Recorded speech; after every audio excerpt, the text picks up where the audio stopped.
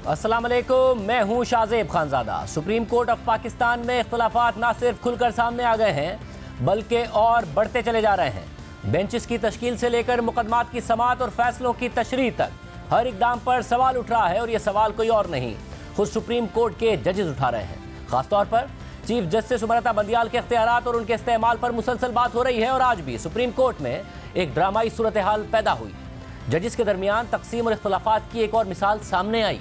पंजाब और खैबर पख्तूनख्वा के इंतखाबात से मुताल्लिक केस सुनने वाला बेंच टूट गया, जिसके बाद आज केस की समाअत ही नहीं हो सकी है।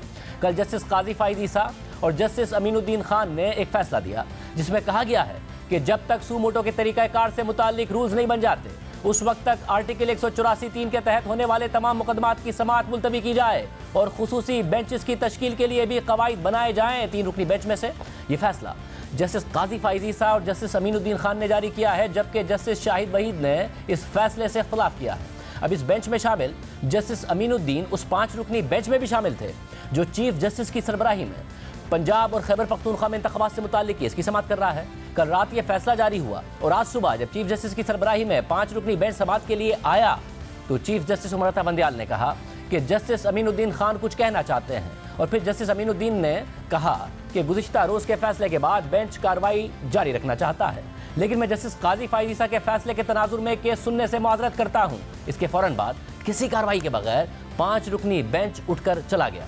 इसके बाद शाम 4 बजे तक ना तो बेंच केस सुनने के लिए आया और ना ही इस हवाले से कोई हुक्म जारी किया गया। फिर कयास आराइयाँ होने लगी कि शायद चीफ जस्टिस बार काउंसिल्स और हुकूमत का देरीना मुतालबा मानते हुए फुल कोर्ट तश्कील देने जा रहे हैं ताकि तमाम जजेस की मौजूदगी में जो भी फैसला आएगा इससे अदलिया का अपना तनाज़ा भी ख़त्म हो जाएगा और आईनी बहरान भी हल हो जाएगा।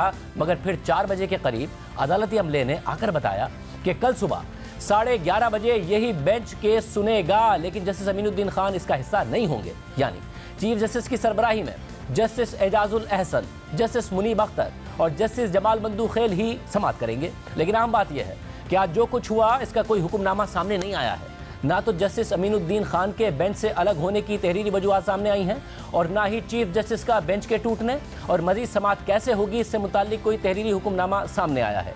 यानी ना हुक्मनामा सामने आया है और ना ही फुल कोर्ट बना है। हालांकि इमरान खान भी आज फुल कोर्ट पर राजी नजर आ रहे थे और इस पूरी सूरत हाल पर इमरान खान ने 3 ट्वीट्स में लिखा है कि 5 रुकनी बेंच हो या फुल कोर्ट हो, हमें इससे कोई फर्क नहीं पड़ता, क्योंकि हम सिर्फ ये जानना चाहते हैं कि इंतखाबात आइन में फराहम करदा मुद्दत यानी 90 रोज़ के दौरान हो रहे हैं या नहीं हो रहे हैं।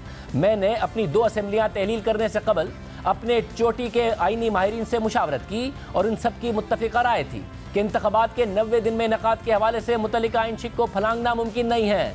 मुजरिमों की इम्पोर्टेड सरकार, इसके सरपरस्त और एक निहायत मुतनाज़ इलेक्शन कमीशन अब आइन का खुला मजाक उड़ाने पर उतर आए हैं। दस्तूर के मुख्तलिफ हिस्सों और शिकों को खुद के लिए काबिल अमल जबकि दीगर को नाकाबिल निफाज करार देकर ये गिरोह दरअसल पाकिस्तान की असास पर हमलावर है जो आइन और कानून की हुक्मरानी पर इस्तवार है। इंतखाबात से इस हद तक खौफजदा और अपने सजा याफ्ता मुजरिम कायदीन को बचाने के लिए इस कदर बेचैन है कि दस्तूर और कानून की हुक्मरानी की आखिरी अलामत तक को मिटाने पर आमादा है। जबकि वज़ीर दिफा ख्वाजा आसिफ ने आज कहा कि बेंच का टूटना इस बात की निशानदही है कि सब ठीक नहीं है। सुप्रीम कोर्ट के अंदर इत्तेहाद का मुजाहरा नहीं हो रहा है तो वो सियासी जमातों को कैसे कहेंगे कि इत्तेहाद करें।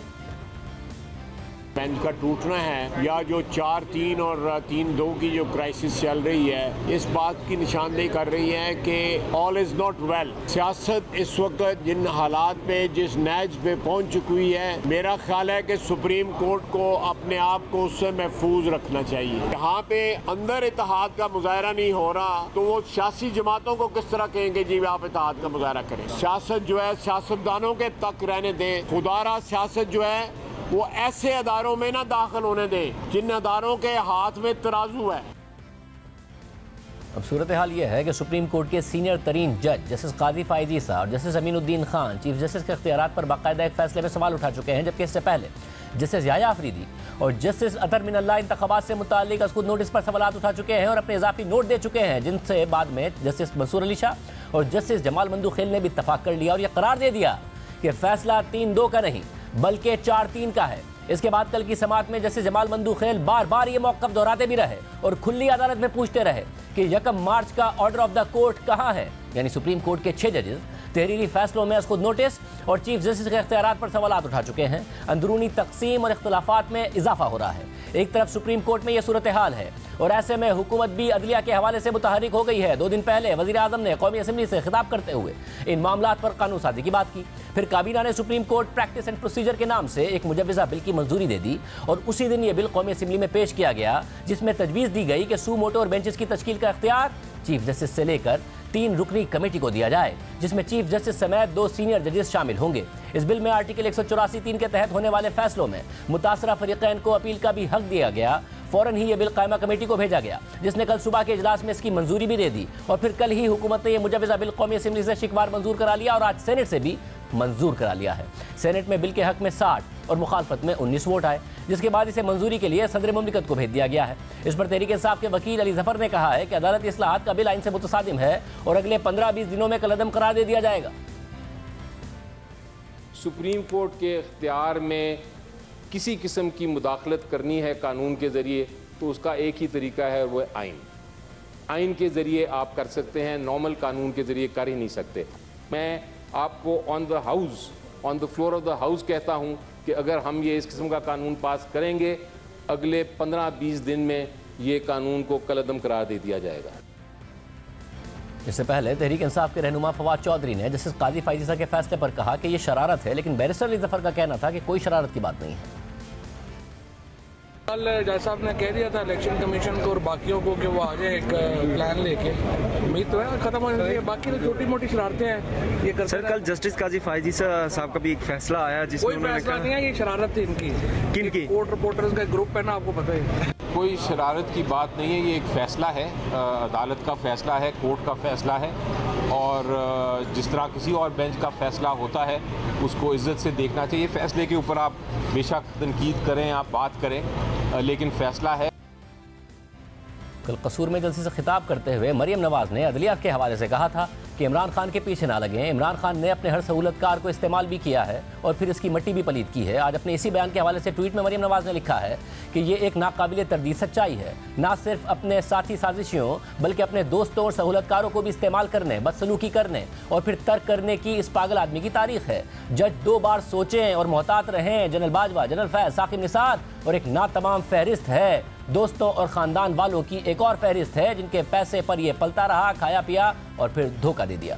एक तरफ ये सियासी बयानबाजी जारी है और दूसरी तरफ इमरान खान को अदालतों से रिलीफ मिलने का सिलसिला जारी है। एक केस जो काबिल समात होने के मरहले से गुजरकर फर्द जुर्म आयद होने के मरहले पर पहुंच गया था। हुकूमत को इस केस से बहुत उम्मीदें थी। अब वही केस इमरान खान की सिर्फ एक हाजिरी की वजह से वापस काबिल समात होने के मरहले पर चला गया है और उस पर भी दलाइल के लिए इमरान खान को 1 महीने की मोहलत मिल गई है। एडिशनल सेशन जज जफर इकबाल ने तोशा खाना रेफरेंस की मजीद समात 29 अप्रैल तक मुलतवी कर दी है और यह भी इशारा दिया है कि केस के काबिल समात होने पर दलाइल लंबे होंगे।